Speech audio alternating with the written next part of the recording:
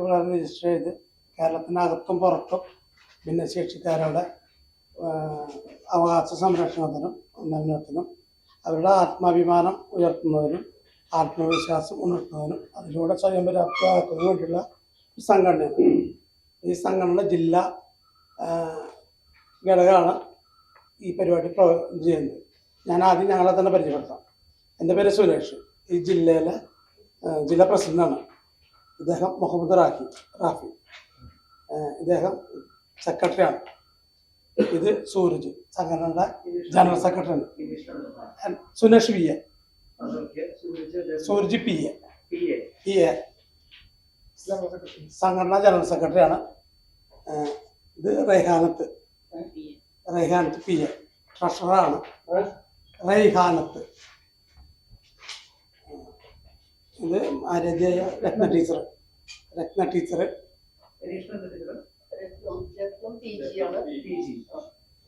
നമ്മുടെ ഈ award jury അധ്യക്ഷയാണ്. Joint secretary Abdul Manaf.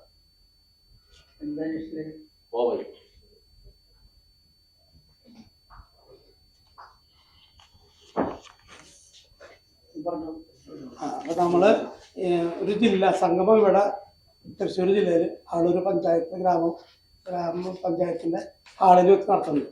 Community ഹാളിൽ. അത് ജനുവരി 14-ാണ്. ഈ പ്രോഗ്രാമിൽ നമ്മൾ പ്രധാനപ്പെട്ട ഒരു ഇന്റർനാഷണൽ റൈഡ് ഉണ്ട്. ആക്സിബിലിറ്റി അവയർനെസ് ഭാഗമായിട്ട് നേപ്പാൾ, ഭൂട്ടാൻ, ഇന്ത്യ അങ്ങനെ 3 രാഷ്ട്രങ്ങൾ കൂടി കടന്നു വന്ന 12,000 കിലോമീറ്ററാണ് അവരത് കണ്ടക്ട് ചെയ്യുന്നത്. അത് ഇവിടെ അതിൻ്റെ ഉദ്ഘാടനം ഇവിടെ വെച്ചിട്ടാണ്. പിന്നെ ഈ സ്റ്റേറ്റ് തലത്തിൽ ഒരു ദിവ്യാംഗരത്ന അവാർഡ് പിന്നെ അതുപോലെ തൃശ്ശൂർ ജില്ലയിൽ 5 അവാർഡ് ദിവ്യാംഗ പ്രതിഭാത അവാർഡ്. അപ്പോൾ അതിൻ്റെ പ്രഥമ അവാർഡാണ് അവിടെ കൊടുക്കുന്നത്. പിന്നെ ഭിന്നശേഷിക്കാരുടെ ഉൽപ്പന്നങ്ങളുടെ വിപണനം പ്രദർശനമുണ്ട് സ്റ്റാളിട്ടുണ്ട്.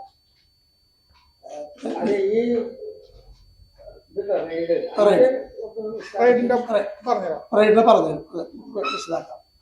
അപ്പൊ അതുപോലെ ഭിന്നശേഷിക്കാരുടെ പ്രദർശനം ഉണ്ടാവും. ഭിന്നശേഷി സംഗമമുണ്ട്. അതുപോലെ ഈ ജില്ലയിൽ തന്നെ കുറേ പേര് സ്വന്തം ജീവിതം ഒഴിഞ്ഞു വെച്ച് ഭിന്നശേഷിക്കാർക്ക് വേണ്ടി അവരുടെ ഉന്നമനത്തിന് വേണ്ടി കുറച്ച് പേരുണ്ട്. അവരെ ആദരിക്കുക. പിന്നെ അതുപോലെ തന്നെ നമ്മുടെ ഈ ഭിന്നശേഷി കുട്ടികളുടെയൊക്കെ മാതാപിതാക്കളുണ്ട്. അവരൊക്കെ അവർ പുറലോകം കാണുന്നില്ല. അവർ സ്വയം ഭിന്നശേഷിത്വം വരിച്ച് ജീവിക്കുന്നവരാണ്. അവരെ കുറച്ച് പേരെ ആദരിക്കുക. ഇത്തരം കാര്യങ്ങളാണ് നമ്മളവിടെ സംഘടിപ്പിക്കുന്നത്. ഈ പരിപാടിക്ക് നമ്മൾ ക്ഷണിച്ചിട്ടുള്ളത് ബഹുമാനപ്പെട്ട കേരള ഗവർണറെ ക്ഷണിച്ചിട്ടുണ്ട്. അദ്ദേഹം പങ്കെടുക്കണമെന്ന് തന്നെയാണ് പ്രതീക്ഷിക്കുന്നത്. പിന്നെ ടൈസൺ മാഷ്, Nattika MLA, Kaipamangalam MLA Tyson മാഷ്, പിന്നെ സാമൂഹ്യ നീതി ഓഫീസർ പ്രദീപൻ സാറ്, പിന്നെ നമ്മുടെ കളക്ടർ അർജുൻ പാണ്ഡ്യ സാറ്, പിന്നെ ഈ നിംപറിൻ്റെ പുതിയ executive director Abbas Ali sir, പിന്നെ പ്രശസ്ത ചലച്ചിത്ര താരം ബിബിൻ ജോർജ്, ഈ ഒരു യൂട്യൂബ് ചാനലുണ്ടല്ലോ എംപോർടെക്, അതിൻ്റെ ഉടമസ്ഥൻ ശ്രീ ജിയോ ജോസഫ് എന്നാണ് ശരിക്കും. അവരൊക്കെയാണ് ക്ഷണിക്കപ്പെട്ട അതിഥികൾ. പിന്നെ കുറേ ഈ പറഞ്ഞ ആദരിക്കപ്പെടുന്ന വ്യക്തികൾ കുറേ ആൾക്കാരുണ്ട്. എല്ലാവരും ഉണ്ട്. തൃശ്ശൂരിനകത്ത് പ്രവർത്തിക്കുന്ന 15 അത്രയും അവരൊക്കെ ആദരിക്കുന്നുണ്ട്. ഭിന്നശേഷിക്കാർക്ക് വേണ്ടിയിട്ട് പ്രവർത്തിക്കുകയാണ് അവർ. അപ്പോൾ അവരും കൂടി ആദരിക്കും. 15 സംഘടനകളുടെ പ്രതിനിധികളെ പിന്നെ വ്യക്തിപരമായിട്ട് ചെയ്ത് കുറച്ച് പേരുണ്ട്. അവർ ആദരിക്കുന്നുണ്ട്. പിന്നെ നമ്മുടെ വേണ്ടപ്പെട്ട ഉന്നതമായി നിൽക്കുന്ന സാമൂഹിക സേവനത്തിൽ നിൽക്കുന്ന ആൾക്കാരും ക്ഷണിച്ചിട്ടുണ്ട്. നമ്മുടെ മാധ്യമ പ്രസ് ക്ലബിന് നമ്മൾ ക്ഷണം തന്നിട്ടുണ്ട്. കൂട്ടായ്മയിൽ ഇപ്പോൾ 500ഓളം പേരോടെ പങ്കെടുക്കുന്ന പ്രതീക്ഷിക്കണം. 500 പേരോളം അവർ കുടുംബാംഗങ്ങളടക്കം പങ്കെടുക്കുന്നുണ്ട്. അവർ പേര് തന്നിട്ടുണ്ട് വരുന്നത്. പിന്നെ എല്ലാവരും വരാൻ പറ്റുന്നവരല്ലല്ലോ. ജില്ലയിൽ നിന്ന് മാത്രമേ ഉള്ളൂ. ഞങ്ങള് ചെറിയൊരു സ്വയം തൊഴിൽ ചെയ്യുന്നുണ്ട്. അവർ ടീച്ചറൊക്കെ ആണെങ്കിലും ഈ ഉൽപ്പന്നങ്ങൾ ചെയ്യുന്നുണ്ട്. റേഖാനത്തും അതുപോലെ തന്നെ ചെയ്യുന്നുണ്ട്. ഒരു സ്റ്റോറുണ്ട്. ഞങ്ങളൊക്കെ ഭിന്നശേഷിക്കാർ തന്നെയാണ്. ഇദ്ദേഹം പേപ്പർ പ്രൊഡക്റ്റ്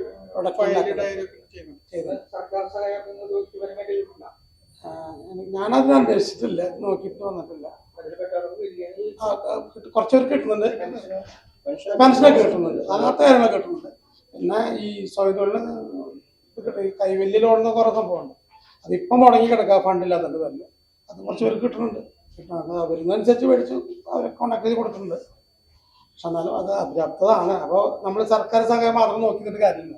നമ്മൾ തന്നെ ഓരോരുത്തരും സ്വയം പര്യാപ്തമാവാനോ സ്വയം വേണം, ഒരു ഇച്ഛാശക്തി വരുത്തണം. 9 മുതൽ 5 മണി വരെയാണ് ചെയ്യുന്നത്. അതിൽ ബിബിൻ ജോർജ് എത്തുന്നത് രാവിലെ 10 മണിക്കാണ്. ഉദ്ഘാടനം അങ്ങനെയല്ല ചെയ്യുന്നത്. രാവിലെ സ്റ്റാളിൻ്റെ ഉദ്ഘാടനം പഞ്ചായത്ത് പ്രസിഡന്റ് ചെയ്യും 9 മണിക്ക്. പിന്നെ ബിബിൻ ജോർജിന് വരുന്ന സമയം 10 മണിക്കാണ്. മറ്റേ അപ്പോൾ കുറച്ച് പേര് അപ്പോഴാണ് ഈ ആദരിക്കലൊക്കെ നടക്കുന്നത്. പിന്നെ ഗവർണറുടെ സമയം 3 മണിക്കാണ് നമ്മൾ കൊടുത്തിരുന്നത്. ഗവർണർ നമ്മളെ പൊടി കഴിച്ച് വിളിച്ചിട്ടുണ്ടായിരുന്നു. നമ്മൾ അത് വിജയകരമായി കണ്ടക്ട് ചെയ്ത് പോകുന്നു. ഇനി അവരെ ADCയുടെ ഇത് കിട്ടണം. ഇന്നലെ ഇന്നൊക്കെ അദ്ദേഹം കണ്ണൂരും കാസർഗോഡൊക്കെയാണ് എത്തിയിട്ട് അത് അറിയിക്കാന്നുള്ള PA പറഞ്ഞിട്ടുള്ളത്. ഔദ്യോഗിക ഉദ്ഘാടനം ഈ അവാർഡ് ദാനം ആദ്യ ഗവർണർക്ക് ഉദ്ദേശിച്ചു 3 മണിക്ക് ശേഷം.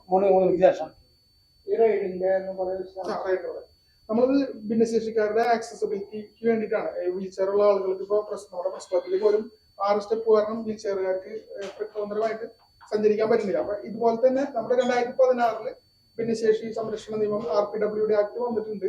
അത് പറയുന്നത് ഭിന്നശേഷിക്കാർക്ക് എവിടെയൊക്കെ ഭിന്നശേഷിക്കാർ പൊതുജനങ്ങൾക്ക് സഞ്ചരിക്കാൻ പറ്റുന്നോ ആ സ്ഥലങ്ങളൊക്കെ വീൽ ചെയറിലുള്ള ആളുകൾക്കും ബ്ലൈൻഡ് ആയിട്ട് ആളുകൾക്കും സഞ്ചരിക്കാൻ പ്രാപ്യമാക്കണം എന്നാണ് പറഞ്ഞിരിക്കുന്നത്. അത് സുപ്രീം കോടതി 5 വർഷം സമയം കൊടുത്തിട്ടുണ്ടായിരുന്നു.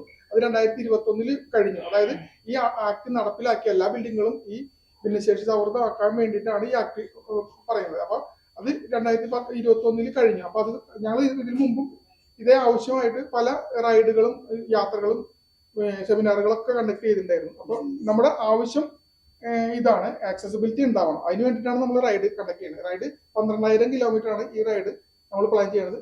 ജനുവരി 15 കാലത്ത് സ്റ്റാർട്ട് ചെയ്യും. ഫ്ലാഗ് ഓഫ് ഒക്കെ തലേദിവസം 14 തന്നെ ആളൂർ വെച്ചിങ്ങാട്ട് നമ്മൾ ഉദ്ഘാടനമൊക്കെ ചെയ്യും. മോർണിംഗ് കാലത്ത് ഞങ്ങൾ 60 ദിവസത്തെ റൈഡാണ്. അപ്പം ഞങ്ങൾ കാലത്ത് തുടങ്ങി പിറ്റേന്ന് കാലത്ത് തുടങ്ങി സ്റ്റാർട്ട് ചെയ്യും. അത് പോകുന്ന റൂട്ട് വരുന്നത് ഞങ്ങളൊരു ബ്ലോഗ് ഉണ്ടാക്കിയിട്ടുണ്ട്. ESAR Kerala.blogspot.com എന്നുള്ള ഒരു ബ്ലോഗിൽ എല്ലാ ഡീറ്റെയിൽസും അതിന്റെ അപ്ഡേറ്റ് ചെയ്തിട്ടുണ്ട്. അതായത് ഈ റൈഡിന്റെ റൂട്ട് പ്ലാൻ എല്ലാ കാര്യങ്ങളും അതിൽ വരുന്നത്. ഇപ്പൊ കേരളത്തിൽ നിന്ന് തൃശ്ശൂരിൽ നിന്ന് സ്റ്റാർട്ട് ചെയ്തിട്ട് കൊടുങ്ങല്ലൂരിൽ നിന്ന് സ്റ്റാർട്ട് ചെയ്ത് കോയമ്പത്തൂർ, ചെന്നൈ, കൽക്കട്ട, സിലിഗുരി, നാഗാലാൻഡ് തിരിച്ചു വരുമ്പോൾ ഭൂട്ടാൻ വഴി നേപ്പാൾ, ഡൽഹി, മുംബൈ, ഗോവ ആ റൂട്ട് വഴിയാണ് നമ്മൾ പ്ലാൻ ചെയ്തിരിക്കുന്നത്. 12,000 കിലോമീറ്റർ പ്ലസ് വരുന്നുണ്ട്. എന്താ വാഹനം നമ്മുടെ ഭിന്നശേഷിക്കാർ തന്നെ ഓടിക്കുന്ന വണ്ടികൾ തന്നെയാണ്. അതിപ്പോ ഞാൻ സൈഡ് വീല് ഘടിപ്പിച്ച സ്കൂട്ടറാണ് എടുക്കുന്നത്. അതുപോലെ തന്നെ 2 സ്കൂട്ടർ ഉണ്ട്. അത് 2 സൈഡ് വീൽ ഘടിപ്പിച്ച സ്കൂട്ടറുകളും 2 കാറ് ഹാൻഡ് കൺട്രോൾ ആയിട്ട് കാറാണ്. അപ്പൊ ടോട്ടൽ 4 വാഹനങ്ങളാണ് നമ്മുടെ യാത്രയിൽ ഉണ്ടാവുന്നത്. 10 പേരാണ്. 5 പേര് ഡിസേബിൾഡ് ആണ്, 5 ബൈസ്റ്റാൻഡർ. അങ്ങനെ അതിൽ 4 പേര് വീൽ ചെയറിലുള്ള ആളുകളാണ്. അപ്പോൾ ഈ 4 പേരിൽ 2 പേര് സ്റ്റേറ്റ് അവാർഡ് കിട്ടിയിട്ടുള്ള ആളുകളാണ്. അപ്പൊ നമ്മൾ യാത്രയുടെ ഉദ്ദേശം നമ്മൾ ഇത്രയും ഇപ്പൊ എനിക്ക് ബെഡ് സോറും കാര്യങ്ങളൊക്കെ ഉള്ളതാണ്. അപ്പൊ ഞങ്ങൾ ഈ യാത്ര ഇത്രയും കഷ്ടപ്പെട്ട് ചെയ്യുന്നത് ഈ അവയർനെസ് സമൂഹത്തിലേക്ക് എത്തണം. നമ്മളുടെ ആവശ്യം സർക്കാർ അറിയണം, പൊതുജനങ്ങൾ അറിയണം. ഇങ്ങനെ വീൽ ചെയറുകാർക്ക് കൂടി ഈ പാതകളൊക്കെ ആവശ്യമുണ്ടെന്ന് എല്ലാവർക്കും അറിയിക്കാൻ വേണ്ടിയിട്ടാണ്. ഇങ്ങനെ സുപ്രീം കോടതി വിധിയും കേന്ദ്ര ഗവൺമെന്റ് ഈ RPWD ആക്ട് 16 പാസ്സാക്കിയിട്ട് 5 വർഷം കൊടുത്തു കഴിഞ്ഞിട്ട് 95% നമുക്ക് ആക്സിബിലിറ്റി ഇല്ല ഇന്ത്യയിൽ മൊത്തം. കേരളത്തിൽ കുറച്ച് മുന്നിൽ നിൽക്കുന്നുണ്ടെങ്കിൽ മൊത്തമില്ല. അത് പിന്നെ അതിലുപരി ഞങ്ങളെപ്പോലെ തന്നെയുള്ളവർ തന്നെ പുറത്തിറങ്ങാൻ മടിക്കുന്നു. ഇപ്പോഴും നമ്മൾ മടിക്കുന്നത്. അപ്പൊ രണ്ടിനൊരു ബോധവൽക്കരണം ആവശ്യമാണ്. ഇവര് കഴിഞ്ഞ വർഷം ഡൽഹിയിൽ നിന്ന് ധനുഷ്കോടി വരെ 6,000 കൊണ്ടുപോയി. ഇതിന്റെ ആവശ്യമുണ്ട്. അതിക്ക് മുന്നത്തെ വർഷം ഡൽഹിയിൽ നിന്ന് റൗണ്ട് ചെയ്ത് 12 സംസ്ഥാനം 20 ദിവസം കൊണ്ട് ഞങ്ങൾ 6,926 കിലോമീറ്റർ കവർ ചെയ്തു. അതിനു മുമ്പ് ഡൽഹിയിൽ നിന്ന് ലഡാക്ക് പോയിട്ട് അവിടെ തിരിച്ച് അത് 2500 കിലോമീറ്റർ ആണ്. അത് 12 ദിവസം കൊണ്ട് കവർ ചെയ്ത് കാട്ടി ഞങ്ങൾ അതിലും സോളം പോയിരുന്നു 5 ദിവസം കൊണ്ട് 800 കിലോമീറ്റർ. ഇതൊക്കെ ഓടിക്കുന്ന ഈ സൈഡ് വീല് ഘടിപ്പിച്ചിട്ട സ്കൂട്ടറിലാണ്. ഞങ്ങൾക്ക് സ്പോൺസർ ആദ്യം 2 സ്പോൺസർ ഉണ്ടായിരുന്നു. ഇത്തവണ കേരളത്തിൽ നിന്ന് സ്റ്റാർട്ട് ചെയ്തുകൊണ്ട് എവിടെ നിന്ന് സ്പോൺസർ കിട്ടിയിട്ടില്ല. മറ്റേതൊക്കെ ഡൽഹിയിൽ നിന്നാണ് സ്റ്റാർട്ട് ചെയ്തത്. നമ്മൾ ലെറ്റർ കൊടുത്തിട്ടുണ്ട് നാഷണൽ. നമ്മുടെ കൂടെ 5 ബൈസ്റ്റാൻഡർ ഉണ്ടാവും. പിന്നെ നാഷണൽ NHAIക്കൊക്കെ നമ്മൾ ലെറ്റർ കൊടുത്തിട്ടുണ്ട്. എന്തെങ്കിലും പ്രശ്നം ഉണ്ടെങ്കിൽ അവരെ കോണ്ടാക്ട് ചെയ്യാന്നുള്ള ഒരു ഇതില്. പിന്നെ ഭൂട്ടാൻ എംബസിലും എംബസിലൊക്കെ നമ്മൾ ലെറ്റർ കൊടുത്തിട്ടുണ്ട്. അവിടെ നമ്മൾ റെസ്റ്റ് ആവശ്യമുണ്ട്. നമ്മൾ കഴിഞ്ഞ റൈഡിലൊക്കെ ഞങ്ങൾ 500 കിലോമീറ്റർ പെർ ഡേ ഓടിച്ചിരുന്നു. ഇത്തവണ ഞങ്ങൾ പരമാവധി കുറച്ച് 200 കിലോമീറ്റർ വരെ മാക്സിമം ഓടിക്കുന്നുള്ളൂ. 200, 220, 250. പറയാം. എൻ്റെ പേര് സൂരജ് എന്നാണ്. റൈഡ് കണ്ടക്ട് ചാർജ് ചെയ്തിരിക്കുകയാണ്. പിന്നെ ഉള്ളത് രാകേഷ് VM, രാജഗോപാല്, 2 പേര് രാകേഷ് ഉണ്ട്. ഓരോ തിരുവനന്തപുരത്ത് രാകേഷ് ഉണ്ട്, കാസർഗോഡുള്ള രാകേഷ് ഉണ്ട്. പിന്നെ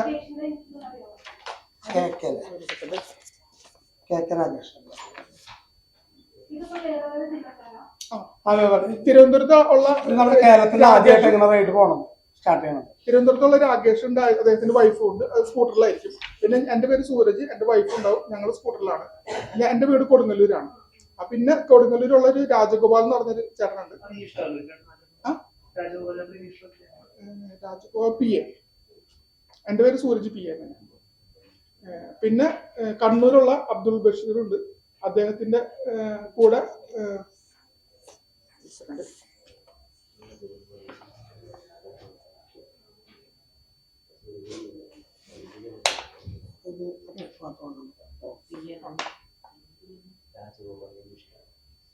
ബാസിം ഉണ്ട് ബൈസ്റ്റാൻഡർ ആയിട്ട്. ഇവര് 3 രാജഗോപാലും അബ്ദുൾ ബഷീറും ബാസിമും ഒരു കാറിലാണ് പോകുന്നത്. പിന്നുള്ളത് രാകേഷ്, കാസർഗോഡുള്ള രാകേഷ് ഉണ്ട്.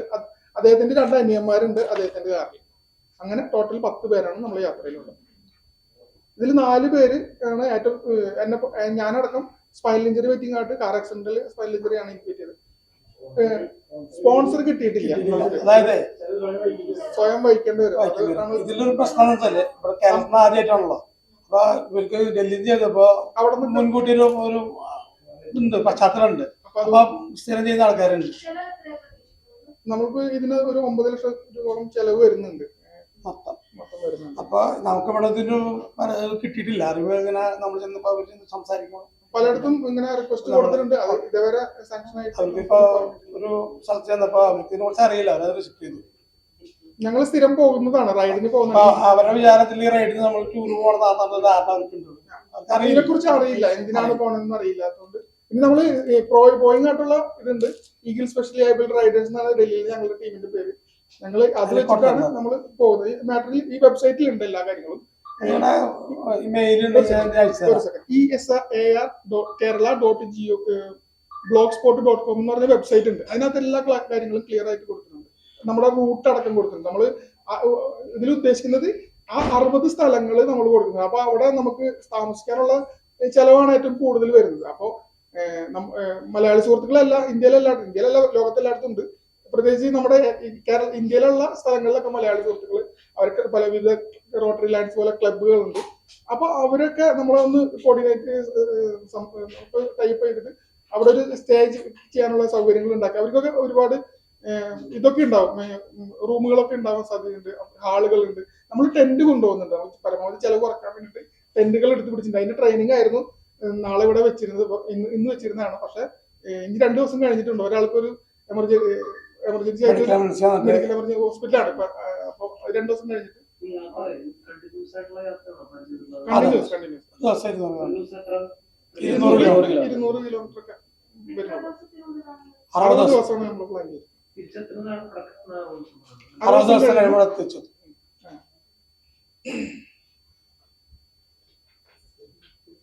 യാത്രയുടെ ഉദ്ദേശം നമ്മളെല്ലാ പോകുന്നത് അവയർനെസ്സിന് വേണ്ടിയിട്ടാണ്. അതിന്റെ കൂടെ നമ്മൾ എവിടെയൊക്കെ ബുദ്ധിമുട്ടുകളൊക്കെ നമുക്ക് അനുഭവപ്പെടുന്നു അതൊക്കെ അതാത് സർക്കാരുകളെ നമ്മൾ മെയിൽ മുഖാന്തരം, പിന്നെ സർക്കാരിന്റെ ആപ്പ് ഉണ്ട്, അത് വെച്ചിട്ടൊക്കെ നമ്മൾ അവരെ അറിയിക്കാനും പ്ലാൻ ഉണ്ട്. നമ്മൾ എന്തൊക്കെയാ ബുദ്ധിമുട്ടുണ്ട് അതൊക്കെ ഒന്ന് കവർ ചെയ്തെടുക്കുക. കഴിഞ്ഞ തവണ ഞങ്ങൾ റൈഡ് ചെയ്തത് സംഗതി ഫൗണ്ടേഷൻ എന്ന് പറഞ്ഞിട്ട് ഡൽഹിയിലുള്ള ഒരു ടീമായിരുന്നു. അപ്പൊ അവരുടെ കെയർ ഓഫിൽ 6,900 കിലോമീറ്ററോളം ഓടിച്ചിരുന്നു, റൈഡ് ചെയ്തിരുന്നു. അത് ഇതുപോലെ തന്നെ ഡോക്യുമെന്ററി ചെയ്തിരുന്നു. അത് കംപ്ലീറ്റ് ആയിട്ടില്ല, അതിന്റെ കുറച്ചും കൂടി വർക്ക് തീരാനുണ്ട്. പരിഹാരങ്ങള് ഇതാണ് പ്രശ്നം. പരിഹാരം ഉണ്ടാക്കാൻ വേണ്ടിയിട്ട് കുറെ നൂലാമാലകളുണ്ട്. നമ്മളിപ്പോ ഈ നിയമം വന്നത് 2016 5 വർഷം സർക്കാർ സുപ്രീം കോടതി കൊടുത്തിട്ട് പോലും ഈ പ്രശ്നങ്ങളൊന്നും പരിഹരിക്കണില്ല. പിന്നീട് 5 വർഷം ഞങ്ങൾ ഇങ്ങനെ നടന്ന് ഓരോ റൈഡും ഒക്കെ കണ്ടക്ട് ചെയ്തതിന് ശേഷം പോലും പലയിടത്തും പരാതികളായിട്ട് പോകണം. എന്നാലൊക്കെ എന്തെങ്കിലുമൊക്കെ ഒരു വ്യത്യാസം, ഒരു മാറ്റം ഉണ്ടാവുള്ളൂ. അതിൻ്റെ ഒരു വിഷയം എന്താണെന്ന് പറയുന്നത്, നമ്മൾ പരാതികൾ കൊടുക്കുമ്പോൾ ഞങ്ങളുടെ ഒറ്റപ്പെട്ട പരാതിയായിട്ട് കാണുള്ളൂ, ഒറ്റപ്പെട്ട പരാതികൾ എത്തുള്ളൂ. പക്ഷെ അത് ഒരുപാട് പരാതികളാകുമ്പോഴാണ്, അത് കാരണം കൂടുമ്പോഴാണ് അവർ അധികാരികളുടെ ശ്രദ്ധയിലേക്ക് എത്തുള്ളൂ. അധികാരികളും ഇങ്ങനത്തെ കാര്യങ്ങൾ വിഭാവനം ചെയ്യുന്ന ആൾക്കാരുടെ മുന്നിലേക്ക് അവർക്കൊരു ശ്രദ്ധയിൽ പെടുന്നുണ്ടെങ്കിൽ ഒത്തിരി ആക്ടിവിറ്റീസ് വരണം. ഞങ്ങൾ മാത്രമല്ല, എല്ലാവരും നിങ്ങളൊക്കെ സഹായമാണ് ആ ശ്രദ്ധയിലേക്ക് എത്തുള്ളൂ. അങ്ങനെ സ്ഥിരമായിട്ട് ഇങ്ങനെ ആവശ്യങ്ങൾ എത്തുമ്പോഴാണ് അതൊരു കനായിട്ട് അവർക്ക് തോന്നുള്ളൂ, അതൊരു ആവശ്യമുണ്ട് എന്ന് തോന്നുന്നു. അപ്പം ഞങ്ങളുടെ ഒരു സംഘടന എന്ന് മാത്രമല്ല, എല്ലാവരും അങ്ങനെ വരുമ്പോഴാണല്ലോ അതൊരു നമ്മൾ ശ്രദ്ധയിലേക്ക് നിലനിൽക്കുള്ളൂ. 9562280398.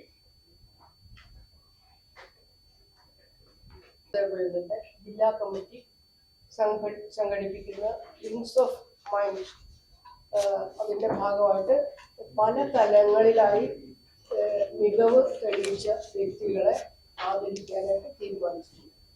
അതിൻ്റെ ഭാഗമായിട്ട്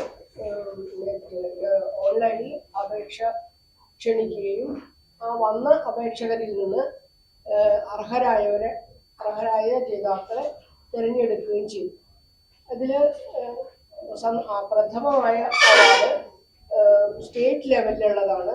ദിവ്യാംഗ രത്നം എന്നാണ് ആ അവാർഡ് ഉള്ളത്.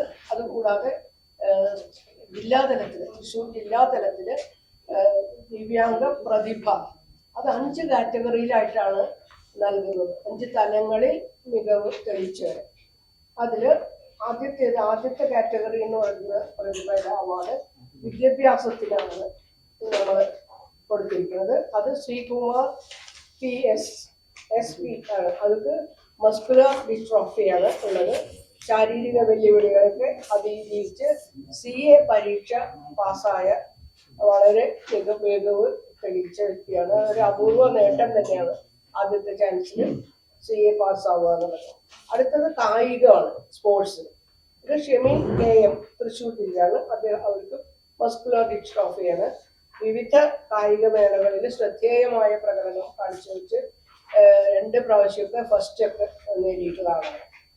പിന്നെ കല അത് ലളിതഗാനമാണ് ഉൾപ്പെടുത്തിയിട്ടുള്ളത്. അത് ചാരുദത്ത് S പിള്ള ആണ്. അത് ലളിതഗാനമാണ് അദ്ദേഹത്തിന്റെ. അത് ജില്ലാ സംസ്ഥാന തലത്തിലൊക്കെ വിജയങ്ങൾ നേടിയിട്ടുള്ള ആളാണ്.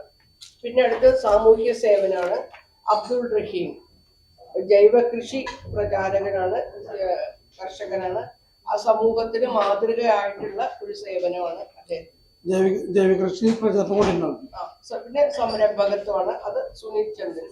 സ്വയം പര്യാപ്തതയും സംരംഭക മനോഭാവം കൊണ്ട് ഭിന്നശേഷി സമൂഹത്തിന് വളരെയധികം പ്രചോദനം ആയിട്ടുള്ള ഒരു വ്യക്തിയാണ്.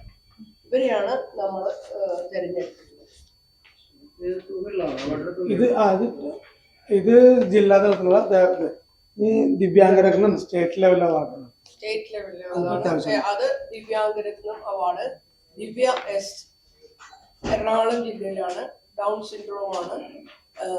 ആത്മവിശ്വാസം കൊണ്ട് മാത്രം നേടിയെടുത്ത ഇത്. കാരണം തുടർച്ചയായിട്ട് 1.5 മണിക്കൂറൊക്കെ മോഹിനിയാട്ടം തുടർച്ചയായിട്ട് ആ പെർഫോമൻസ് ചെയ്തിട്ടുണ്ട്. പിന്നെ ഉജ്ജ്വല ബാല്യം എന്ന് പറയുന്ന ഒരു അവാർഡ്, സ്റ്റേറ്റ് അവാർഡ് ലഭിച്ചിട്ടുള്ളവരാണ്. അതുപോലെ തന്നെ മോഹിനിയാട്ടവും ബുക്ക് ഓഫ് ഇന്ത്യ അവാർഡ്, അതെ, ഇന്ത്യ അവാർഡാണ് ലഭിച്ചിട്ടുള്ളത്.